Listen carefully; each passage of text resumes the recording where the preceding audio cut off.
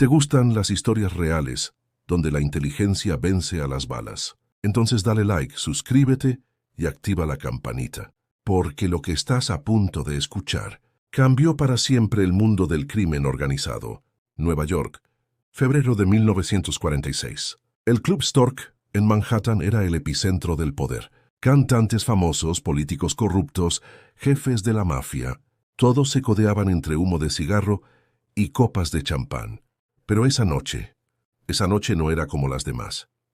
Cuando Lucky Luciano entró en la sala VIP, todos los mafiosos se pusieron de pie. Todos, excepto uno.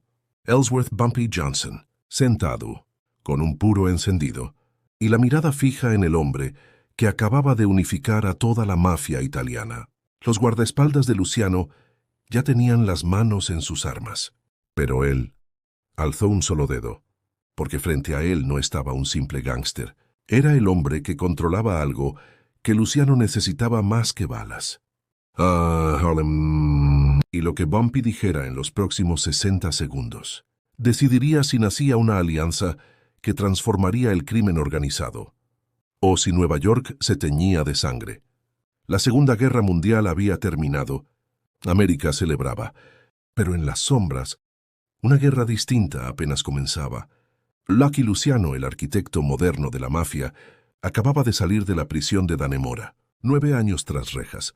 El gobierno le había ofrecido un trato.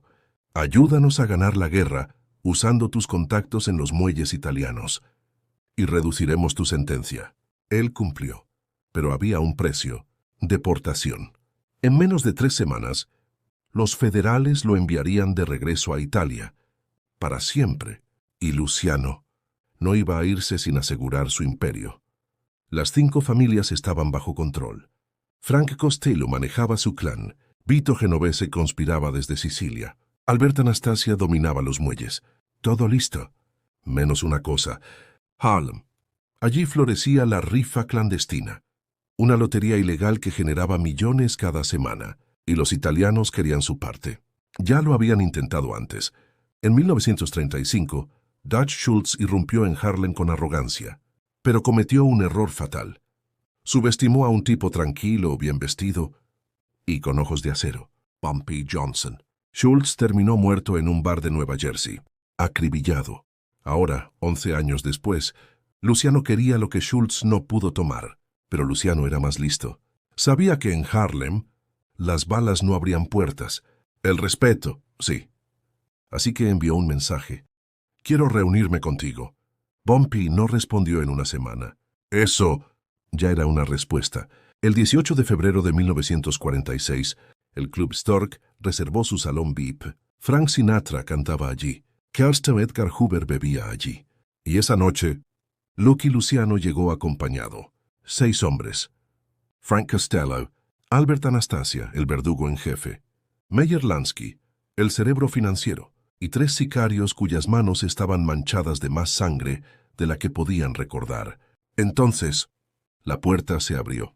Y entró Bumpy, solo, 40 años, traje a medida, camisa blanca inmaculada, sin corbata, nunca usaba corbata, una cadena dorada colgando de su chaleco, zapatos pulidos hasta reflejar el mármol del suelo, y en la mano, un maletín de cuero.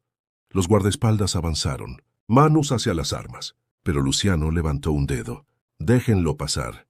Bumpy caminó sin mirar a nadie. Sus pasos resonaron como tambores de guerra. Llegó a la cabecera de la mesa, el lugar del jefe, y se sentó. Colocó el maletín sobre la mesa, sacó un puro, lo encendió. Nadie se movió. Costello apretó la mandíbula. Anastasia rozó su cinturón, pero Luciano sonrió, porque entendió lo que Bumpy hacía. No era desprecio, era una prueba. Estaba marcando las reglas, antes de que alguien pronunciara una palabra. Luciano tomó asiento frente a él. Señor Johnson. Gracias por venir. Bumpy dio una calada lenta. Exhaló el humo hacia el techo. Señor Luciano, usted quería hablar. Hable.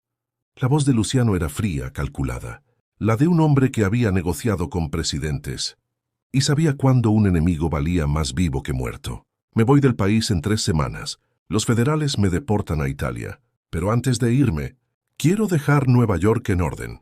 Sin guerras, sin caos, solo negocios. Bumpy asintió. No dijo nada. Harlem es la última pieza, continuó Luciano. La rifa genera millones. Mi gente quiere entrar. Pero sé que tú llevas el control desde que mataron a Schultz. Tienes el respaldo de la comunidad, la infraestructura, hasta a la policía en tu nómina. Hizo una pausa. Miró a Bumpy a los ojos. No vine a quitarte lo tuyo. Vine a proponerte una alianza. Tú sigues manejando Harlem. Nosotros damos protección, capital y contactos. A cambio, nos llevamos el 40% de las ganancias. Sigues siendo libre, pero bajo nuestro paraguas. Silencio.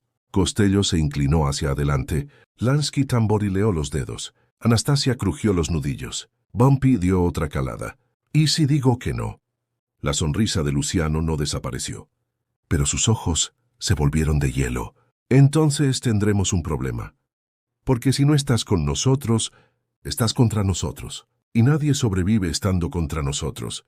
No fue un grito, fue una sentencia. ¿Ya estás al borde del asiento? Imagina estar en esa habitación, solo rodeado de asesinos, y tener el valor de decir no. Si esta historia te está impactando, comparte este video, porque el mundo necesita saber que el verdadero poder no viene de un arma, sino de la mente. Bumpy apagó su puro en el cenicero de cristal, abrió el maletín y sacó una sola fotografía. La deslizó por la mesa. Luciano la tomó. Su rostro no cambió, pero sus dedos se tensaron. La foto mostraba un almacén en Red Hook, Brooklyn, uno de los garitos de juego de Anastasia, y frente a él, Anastasia estrechando la mano de un capitán de policía. Esa foto es de hace 3 días, dijo Bumpy en voz baja. Tengo 12 más como esa. Distintos almacenes, distintos policías, distintos miembros de su organización. La habitación se heló. Costello llevó la mano a su chaqueta. Anastasia se levantó medio cuerpo, pero Luciano solo miró la foto. Y luego a Bumpy. ¿Me estás amenazando? No, respondió Bumpy. Le estoy mostrando el respeto, porque podría haber enviado estas fotos al fiscal, a los periódicos. Podría haber quemado todo su imperio, antes de que supiera que existían. Pero no lo hice. Se inclinó hacia adelante. Usted vino a Harlem pidiendo una alianza. Pero una alianza implica igualdad. Y lo que me ofreció no fue una alianza, fue una toma de poder. Con una sonrisa. Luciano dejó la foto sobre la mesa. Por primera vez. Parecía impresionado. Entonces, ¿qué quieres tú? Bumpy tomó su puro. Dio una calada lenta. Dejó que la pregunta flotara en el aire. Usted quiere lo mismo que Schultz. Lo mismo que todos los italianos que han mirado a Harlem con codicia. Thought control, Moria, pero no lo tendrá. No porque no sea inteligente. No porque no sea fuerte. Sino porque Harlem no es suyo. Señaló hacia la ventana, hacia las luces del norte de Manhattan. ¿Sabe por qué fracasó Schultz? Porque creyó que los negros éramos tontos, que entregaríamos nuestro dinero y diríamos gracias. Pensó que con músculo bastaba, pero Harlem no funciona así. Aquí se necesita confianza, respeto y pertenecer. Y usted nunca pertenecerá. Costello abrió la boca para hablar. Luciano lo silenció con una mirada. Bumpy continuó. Pero haré esto por usted. Usted pidió el 40%. Le daré el 10%, no como protección, como shitum. Tarifa por servicios.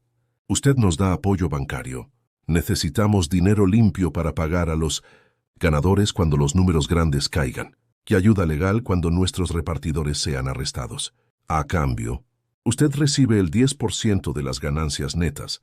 Hizo una pausa. Su voz bajó una octava. Y una cosa más. Esa nunca te. Y digo, nunca envía a sus hombres a Harlem a cobrar.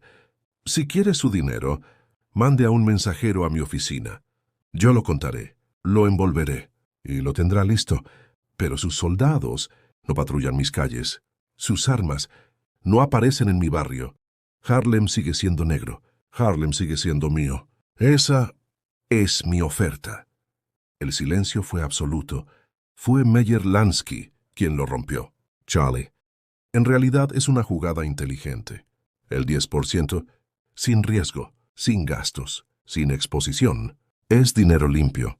Anastasia gruñó. ¿Y qué nos impide que nos traicione después de que montemos el sistema bancario?